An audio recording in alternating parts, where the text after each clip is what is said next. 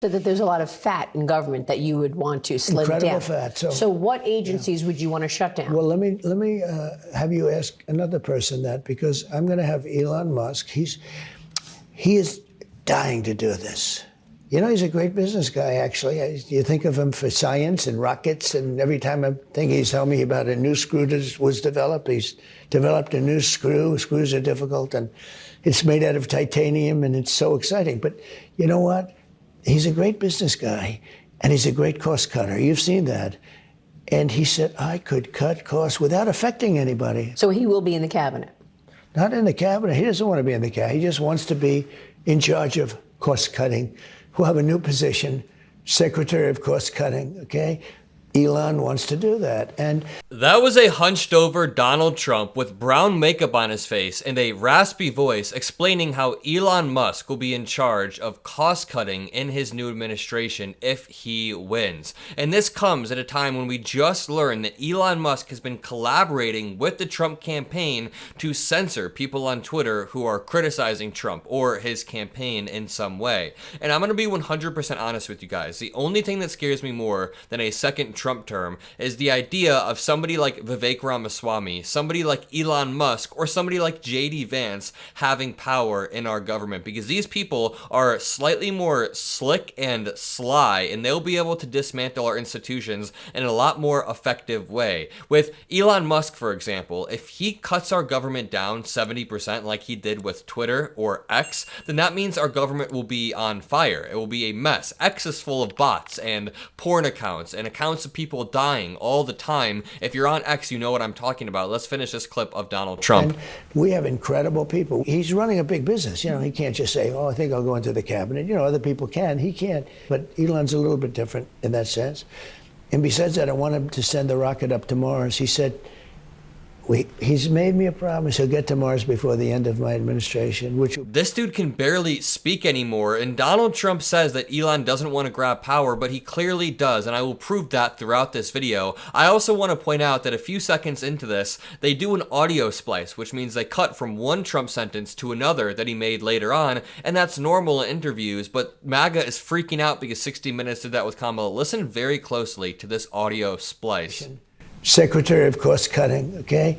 Elon wants to do that. And we have incredible people. He's running a big business. After people, you hear he's running an incredible business. Just listen, after people. And we have incredible people. He's running a big You can hear the audio splice right there, but let's move on to the main story of today. This reads, Trump campaign worked with Musk's ex to keep leaked J.D. Vance file off platform. The journalist who published the vetting document on Republican running mate J.D. Vance was kicked off the site formerly known as Twitter. And the thing is, the Trump campaign has been colluding with Elon Musk in 100 different ways to try to win the election. Most of the ways are legal, but some of it is veering into election interference. This article reads, Musk is going all in to elect Trump. Elon Musk is planting himself in Pennsylvania and has brought his brain trust to help and may even knock on doors himself. He's also offering $47 to people who register as a Republican. He also bought the platform Twitter and turned it into his own platform so that he could push Donald Trump, so that he could have a MAGA profile picture and have a pack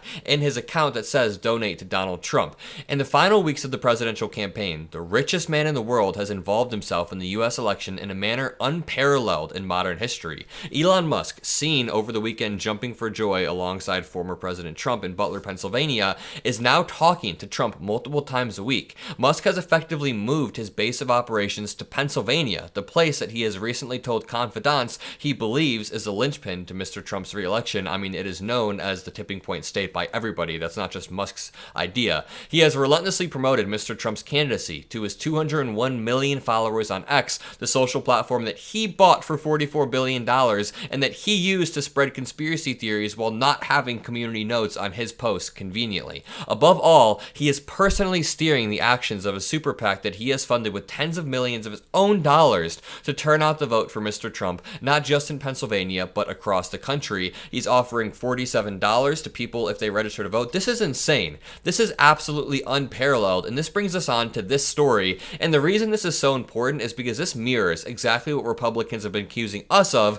with this Hunter Biden laptop story. All that happened is the FBI reached out and said, hey, this could be disinformation. This could be foreign Russian disinformation. So be careful when posting this. And they think that Joe Biden personally knocked down the door of the New York Post and with a gun and was like, you guys can't post this story of my gun. When that is basically what Elon Musk and Donald Trump are doing with X. I mean, Elon Musk bought the whole entire apparatus and walked in the doors and took it over so that he could suppress liberals on the app. Donald Trump's presidential campaign worked with X to prevent information about JD Vance from being posted on the social media platform, a move that resulted in the journalist who revealed the information being kicked off the site, according to reports. We all saw this happen in real time. The former president's team contacted X, owned by the billionaire Trump backer Elon Musk, about a 271-page document compiled by his campaign, and after the former president's campaign contacted Elon Musk, X responded by blocking links to the material, claiming it contained sensitive personal information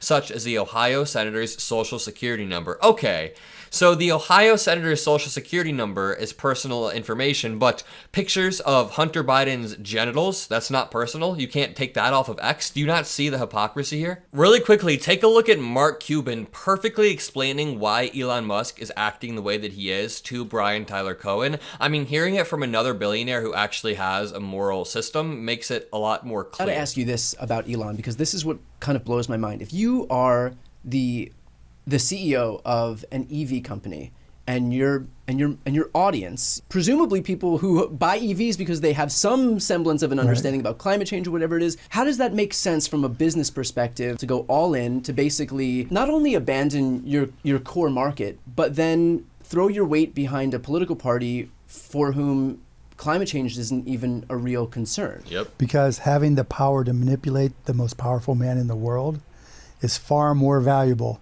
than any amount of EV sales from Tesla. If you're the wealthiest person in the world and you have control, effective control, you're the puppet master of the president, oh my God, that's about as intoxicating. That is the definition of power corrupts, but absolute power corrupts absolutely. That is an amazing way of putting it, and that actually adds context to why Elon Musk is jumping with joy on stage. Watch the absolute cringe unfold. I was at this rally, but I left before this happened because I couldn't bear it. American astronauts into space. Come here. Take over, Elon. Yes, take over. Leon. Hi, everyone.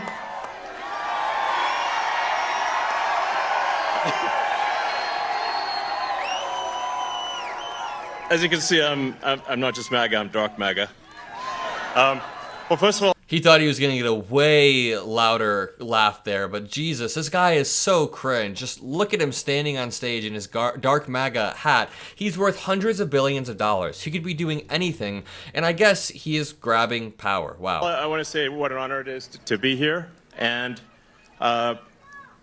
you know, the true test of someone's character is how they behave under fire. I can't even watch it. I think the worst part about what Elon Musk has been doing is that he's very intentionally trolling and gaslighting us. So on Twitter, he'll say stuff like, the Democrats are the ones who have amped up the tension in America. He'll say the Democrats are the true threat to democracy because they stole the last election. He is flipping reality on its head in order to gaslight people. But back onto the main story. The former president's team contacted X, and then X responded by blocking links to the material and banning Ken Klippenstein from the platform. The materials published by Klippenstein on his Substack in September appear to be related to a hack of the Trump campaign earlier this year, which the FBI has linked to Iran. And listen, I am the last person to say that we should let foreign entities release information and hack into campaigns. I don't think that is a good precedent to set, and I honestly understand the argument for not releasing the information in the same way that I understand why the Hunter Biden laptop hack should not have been released, because it contained so much personal information, personal pictures of Hunter Biden, I don't think that we should let Russia and Iran's hacks be an effective tool in our campaigns, but I do think the hypocrisy here is worth calling out. When Republicans never shut up about the Hunter Biden laptop hack and how it could have changed the outcome of the election, but then they are totally for banning this leak when it could change the outcome of the election, there is some major hypocrisy here, and I think that is the point that Klippenstein was trying to make. That is actually the exact point that Klippenstein said he was trying to illustrate by posting these, because he sort of knew Musk would react disproportionately, and he knew the symbolism of MAGA now censoring information. Media outlets did not reach the same decision when they gave significant attention to files from Hillary Clinton's 2016 presidential campaign that had been hacked and leaked by Russian intelligence. This happened both in 2016, this happened in 2020, and now it's happening again. At one point, Trump had said he hoped Russia would be able to find some of Clinton's files. Trump is always saying something to the effect of, Russia, if you're listening, then do something.